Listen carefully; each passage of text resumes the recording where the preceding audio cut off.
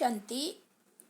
30 जनवरी 2024 की साकार मुरली है।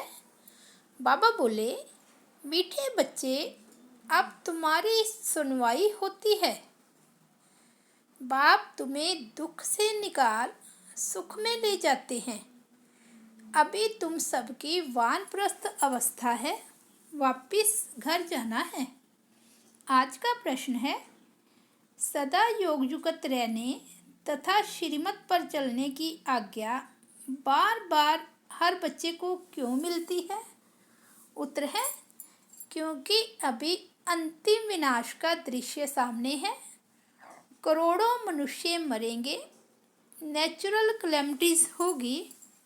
उस समय स्थिति एक रस रहे, सब दृश्य देखते भी मिरवा मौत मुल्क का शिकार ऐसा अनुभव हो, उसके लिए योग युक्त बनना पड़े। श्रीमत पर चलने वाले योगी बच्चे ही मौज में रहेंगे। उनकी बुद्धि में रहेगा कि हम तो पुराना शरीर छोड़ अपने स्वीट होम में जाएंगे। ओम शांति। रूहानी बाप बैठ रूहानी बच्चों से रूह रिहान करते हैं अथवा रूहों को समझाते हैं, क्योंकि रूहों ने भक्ति मार्ग में बहुत याद किया है। सब आशिक हैं एक माशूक के। उस माशूक शिव बाबा का चित्र बना हुआ है। उनको बैठ पूजते हैं। उनसे क्या मांगने चाहते हैं वे पता नहीं है। पूजते तो सब हैं। शंकराचार्य भी पूजा करते हैं। सब उनको बड़ा समझते हैं। भल धर्म स्थापक है, परंतु वह भी पुनर्जन्म लेते लेते नीचे उतरते हैं। अभी सब पिछाड़ी के जन्म में आकर पहुँचे हैं। बाबा कहते हैं, तुम छोटे बड़े सबकी वानप्रस्थ अवस्था है। मैं तुम सबको वापस ले जाता हूँ। मुझे बुलाते ही हैं कि पति दुनिया में आओ। कितना रिगार्ड रखते हैं। पति दुनिया पराये राज्य में आओ। जरूर दुखी होंगे तब तो बुलाएंगे। गाया जाता है, दुख हरता सुख करता, तो जरूर छी पुरानी दुनिया पुराने शरीर में आना पड़े, वह भी तमो प्रधान शरीर में। सतो प्रधान दुनिया में मुझे कोई याद भी नहीं करता। ड्रामा अनुसार सबको मैं सुखी बना देता हूँ। बुद्धि से काम लेना है कि सतयुग में जरूर आदि सनातन देवी देवता धर्म होगा, और सत्संगों में तो सिर्फ शास्त्र पढ़ते पढ़ते नीचे उतरते जाते हैं। दलदल में पड़ने वाले दुखी होते हैं। यह है ही दुख धाम, वह है सुख धाम। बाप कितना सहज करके समझाते हैं, क्योंकि बिचारी अबलाएं कुछ भी नहीं जानती है। कोई को भी यह पता नहीं है कि फिर वापस भी जाना है या सदैव पुनर्जन्म लेते ही रहना है। अभी तो सब धर्म वाले हैं। पहले पहले स्वर्ग था तो एक ही धर्म था। सारा चक्र तुम्हारी बुद्धि में है। कोई और की बुद्धि में यह बातें रह ना सके। वह तो कल्प की आयु ही लाखों वर्ष कह देते हैं। इसको कहा जाता है घोर अंधेरा। ज्ञान है घोर सोजरा। अभी तुम बच्चों की बुद्धि में रोशनी है। तुम कोई मंदिर आदि में जाएंगे तो तुम कहेंगे हम शिव बाबा के पास जाते हैं। यह लक्ष्मी नारायण हम बनते हैं। यह बातें और सत्संगों में नहीं होती। वह सब है भक्ति मार्ग की बातें। अभी तुम रचता और रचना के आदि मध्य अंत को जानते हो। ऋषि मुनि आदि कहते थे हम नहीं जानते हैं। तुम भी पहले नहीं जानते थे। इस समय सारे विश्व में भक्ति है। यह पुरानी दुनिया है, कितने ढेर मनुष्य हैं।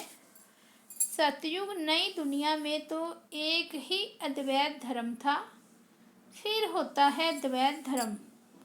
अनेक धर्मों में तालियां बजती हैं, सबकी एक दो में खिटखिट है। ड्रामा अनुसार उनकी पॉलिसी ही ऐसी है, किसको भी अलग करते हैं तो लड़ाई होती है, पार्टीशन होते हैं। मनुष्य बाप को न जानने के कारण पत्थर बुद्धि बन पड़े हैं। इस समय बाप समझाते हैं, देवी देवता धर्म ही प्राय लोप हो गया है। एक भी नहीं जिसको पता हो कि इनों का भी राज्य था। तुम अभी समझते हो हम देवता बन रहे हैं। शिव बाबा अभी हमारा ओबीडेंट सर्वेंट बना है। बड़े आदमी हमेशा चिट्ठी लिखते हैं तो नीचे लिखते हैं ओबीडेंट सर्वेंट। बाप भी कहते हैं हम ओबीडेंट सर्वेंट हैं, तो दादा भी कहते हैं हम ओबीडेंट सर्वेंट हैं। हम फिर 5000 वर्ष के बाद हर कल्प के पुरुषोत्तम संगम युग में आता हूँ। बच्चों की आकर सेवा करता हूँ। मुझे कहते हैं दूर देश के रहने वाला, इनका भी अर्थ नहीं जानते। इतने शास्त्र आदि पढ़ते हैं परंतु अर्थ नहीं समझते। बाप आकर सब वेदों शास्त्रों का सार समझाते हैं। तुम बच्चे जानते हो कि इस समय रावण राज्य है, मनुष्य पतित बनते जाते हैं। यह भी ड्रामा बना हुआ है। तुम बच्चों को दोजख से निकाल वैश्यत में ले जाते हैं, उनको ही गार्डन ऑफ अल्लाह कहते हैं। कलयुग में है कांटों का जंगल, सतयुग पर फूलों का बगीचा बन रहा है। फिर वहाँ सतयुग में तुम सदा सुखी रहते हो, एवर हेल्दी एवर वेल्दी बन जाते हो। आधा कल्प सुख फिर आधा कल्प दुख, ये चक्कर फिरता ही रहता है। इनकी एंड होती नहीं है। सबसे बड़ा बाप आते हैं, सबको शांति धाम सुख धाम में ले जाते हैं। तुम जब सुख धाम में जाते हो तो बाकी सब शांति धाम में रहते हैं। आधा कल्प है सुख का, आधा कल्प है दुख का। उनमें भी सुख जास्ती है। अगर आधा आधा होता तो टेस्ट क्या आएगी। भक्ति मार्ग में भी बहुत धनवान थे। अभी तुमको याद आता है कि हम कितने धनवान थे, बहुत धनवान। जब दिवाला मारते हैं तो याद आता है कि हमारे पास क्या क्या था, कितना धन था।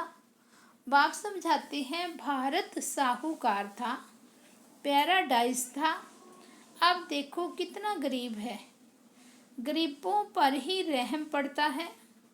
अब एकदम कंगाल बन पड़े हैं, भीख मांग रहे हैं।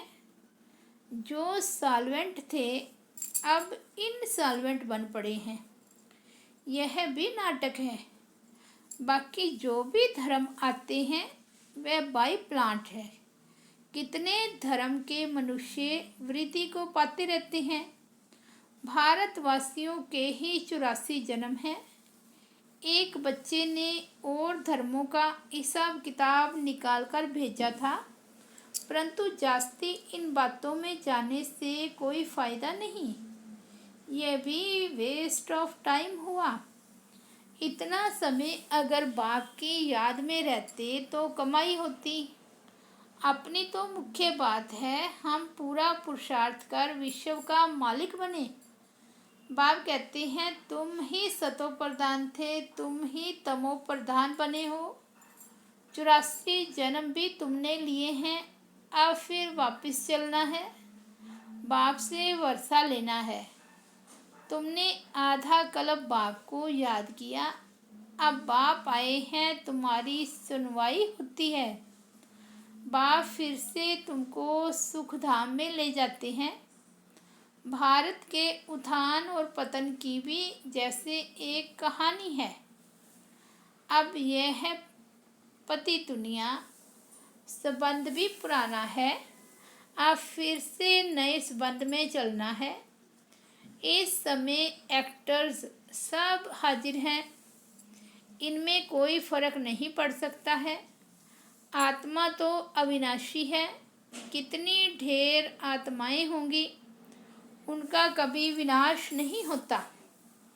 इतनी करोड़ों आत्माओं को पहले तो वापस जाना है। बाकी शरीर तो सबके ख़त्म हो जाते हैं, इसलिए होलिका भी मनाते हैं। तुम जानते हो हम सो पूज्य थे, फिर पुजारी बने, अब फिर पूज्य बनते हैं। वहाँ ये नॉलेज नहीं होगी, न ये शास्त्र आदि होंगे, सब खत्म हो जाएंगे। जो योग युक्त होंगे, श्रीमत पर चलने वाले होंगे, वे सब कुछ देखेंगे। कैसे अर्थक्वेक में सब खलास होता है, अखबारों में भी पढ़ता है कैसे गांव के गांव ख़त्म हो जाते हैं। बॉम्बे पहले इतनी नहीं थी, समुंदर को सुखाया फिर समुंदर हो जाएगा। यह मकान आदि सब कुछ नहीं रहेगा। सतयुग में मीठे पानी पर महल होंगे, खारे पानी पर होते नहीं, तो यह रहेंगे नहीं। एक ही उछल समुंदर की आई तो सब खत्म हो जाएंगे। बहुत उपद्रव होंगे, करोड़ों मनुष्य मरेंगे, अनाज कहाँ से आएगा। वो लोग भी समझते हैं आफतें आनी है, मनुष्य मरेंगे, तो जो योग युक्त होंगे वह उस समय मौज में रहेंगे। मिरवा मौत मुल्क का शिकार, बर्फ़ की बरसात पड़ने से ढेर मनुष्य मर जाते हैं। बहुत नेचुरल क्लैमिटीज़ होगी, ये सब ख़त्म हो जाएंगे। इनको कहा जाता है नेचुरल क्लैमिटीज़, गॉडली क्लैमिटीज़ नहीं कहेंगे। गॉड को दोष कैसे देंगे? ऐसे भी नहीं शंकर ने आँख खोली तो विनाश हो गया। ये सब है भक्ति मार्ग की बातें। मुसलों के लिए भी शास्त्रों में लिखा है। तुम जानते हो इन मिसाइल से कैसे विनाश करते हैं, कैसे आग, गैस, जहर आदि सब उसमें पड़ते हैं। बाप समझाते हैं पिछाड़ी में सब फट से मर जाएं, कोई बच्चे आदि भी दुखी न हो, इसलिए नेचुरल क्लैमिटी से झट मरेंगे। यह सब बना बनाया ड्रामा है। आत्मा तो अविनाशी है, कभी विनाश नहीं होती, न छोटी बड़ी होती है। शरीर सब यहाँ खलास होंगे, बाकी आत्माएं सब स्वीट होम में चली जाएंगी। बाप कल्प कल्प आते हैं संगम युग पर। तुम भी इस पुरुषोत्तम संगम युग पर ही ऊंचे से ऊंच बनते हो। वास्तव में श्री श्री शिव बाबा को और इन देवताओं को कहा जाता है। आजकल तो देखो सबको श्री श्री कहते रहते हैं, श्रीमती, श्री फलाना। अब श्रीमत तो एक बाप ही देते हैं। विकार में जाना क्या ये श्रीमत है? ये तो है ही भ्रष्टाचारी दुनिया। अब मीठे मीठे बच्चों को बाप कहते हैं मुझे याद करो तो खाद निकल जाए। गृहस्थ व्यवहार में रहते कमल फूल समान पवित्र रहो। सबको अब विश्व के आदि मध्य अंत के चक्र का ज्ञान हुआ है, परंतु यह अलंकार तुमको नहीं दे सकते। आज तुम अपने को सुदर्शन चक्रधारी समझते हो, कल माया थप्पड़ लगा दे तो ज्ञान ही उड़ जाए। इसलिए तुम ब्राह्मणों की माला नहीं बन सकती। माया थप्पड़ लगाए बहुतों को गिरा देती है, तो उनकी माला कैसे बनेगी? दशाएं बदलती रहती है। रुद्र माला ठीक है, विष्णु की माला भी है, बाकी ब्राह्मणों की माला नहीं बन सकती। तुम बच्चों को डायरेक्शन देते हैं कि देह सहित दे के सब धर्म छोड़ मामेकम याद करो।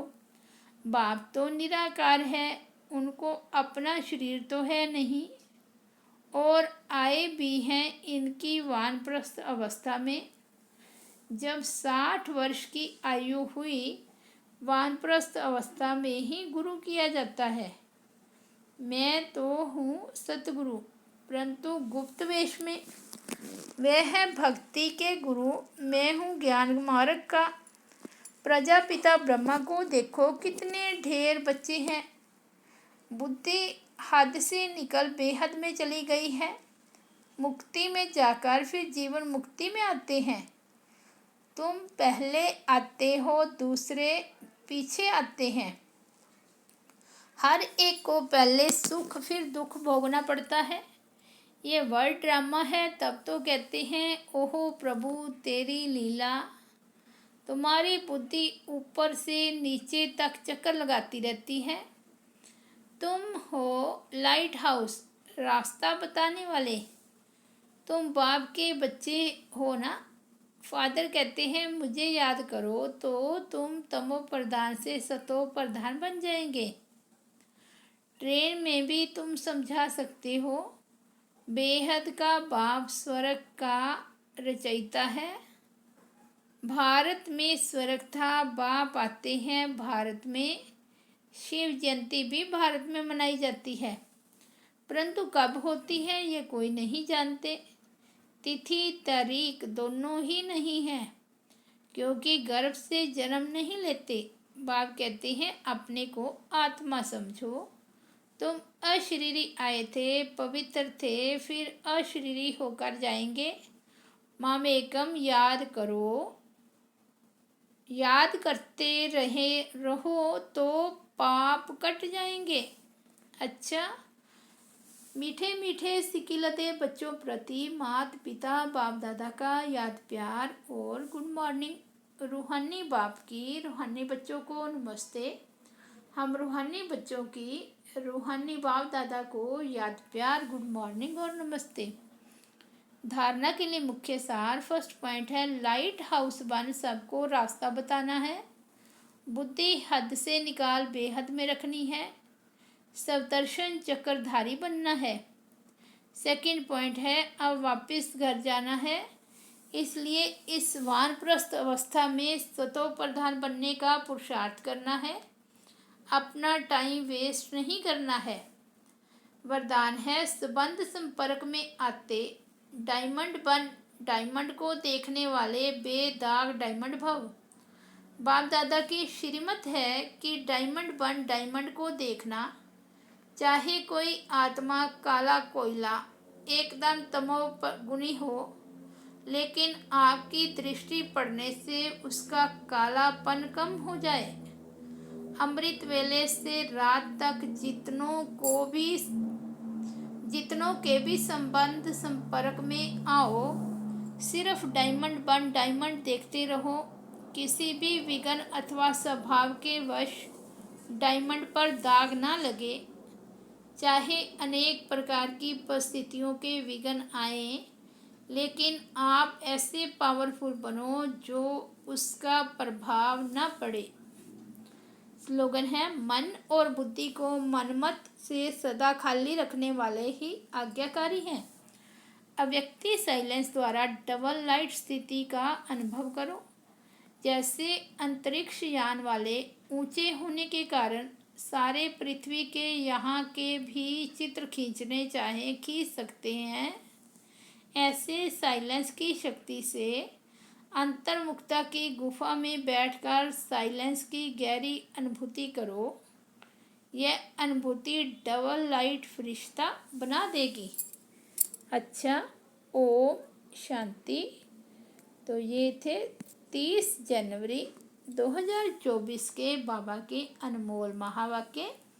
मुरली का हेडलाइन है, मीठे बच्चे अब तुम्हारी सुनवाई होती है। बाप तुम्हें दुख से निकाल सुख में ले जाते हैं। अभी तुम सबकी वानप्रस्थ अवस्था है, वापिस घर जाना है। ओम शांति।